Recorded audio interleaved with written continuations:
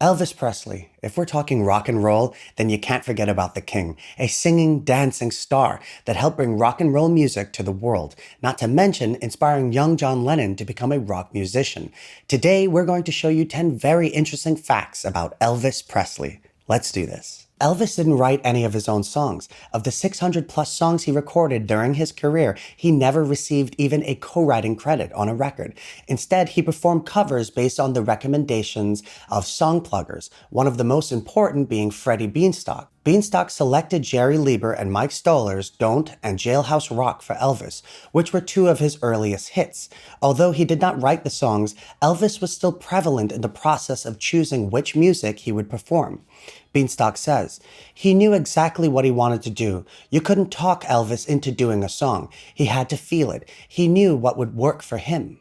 Elvis was drafted into the U.S. Army in 1958 and served for 2 years. He was given the opportunity to enlist in Special Services, the entertainment branch of the U.S. military, in which he would entertain the troops and have priority housing. However, Elvis opted to serve as a regular soldier, saying, "People were expecting me to mess up, to goof up in one way or another. They thought I couldn't take it and so forth, and I was determined to go to any limits to prove otherwise, not only to the people who were wondering, but to myself." But Elvis entered the military at the height of his career, and when he returned, rock and roll had changed.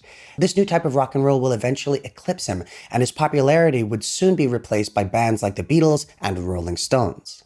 Elvis bought his mansion in 1957, just 1 year after achieving major success. This mansion is known as Graceland and is located in Memphis, Tennessee. He purchased it for $100,000 and lived there with many members of his extended family. Graceland became a museum in 1982 and was declared a National Historic Landmark in 2006. It has over 650,000 visitors a year, the most visited house in the U.S. after the White House. Elvis was a black belt in karate, which he earned in 1960. Elvis started taking karate lessons when he was stationed in Germany for the army and continued doing so when he came back to America. He practiced with many teachers at a variety of dojos and even opened his own center called the Tennessee Karate Institute. Elvis had a pet monkey named Scatter. Scatter was Elvis's funny companion, and Elvis humorously dressed him up in hats, Hawaiian shirts, and suits, and sat him in the front seat of his cars. But Scatter also had a reputation for messing with Elvis's female guests at Graceland, as he would lift up and tug on their dresses. Elvis was a huge germaphobe. Priscilla Presley, Elvis's ex-wife, revealed this fact about the king after his passing. Priscilla claims that he was especially cautious about silverware and even brought his own to other people's homes and restaurants. She says, when he drank his coffee, he would always drink it close to the handle and not anywhere else, because everywhere else other people would drink. He was religious about it, so it was always his cup. Elvis had an interesting family lineage. He was very distantly related to former presidents Abraham Lincoln and Jimmy Carter. Although the relationship is incredibly distant, it is still pretty fascinating that there is a connection. Elvis was a natural blonde. However, in order to get an edgier look, he started dyeing his hair black in the mid-50s.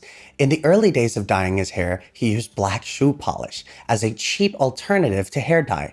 There is only one picture of Elvis with his blonde hair that exists, and it is framed in Graceland. Elvis bought Cadillacs for his friends, family, and even strangers at a staggering number.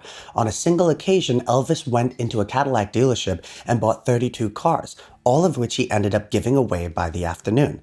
Many of these cars are now scattered across America and kept in museums, displaying Elvis's extreme generosity. It is rumored that Elvis has around 200 Cadillacs, though many say it could be more. Elvis left a huge cultural and musical impact. His fearlessness inspired many of the world's greatest musicians, and his rock and roll predecessors give him the utmost praise. To name a few, John Lennon has said, "Nothing really affected me until I heard Elvis. If there hadn't been an Elvis, there wouldn't have been a Beatles." And Mick Jagger has said, "No one, but no one, is his equal, or ever will be. He was and is supreme."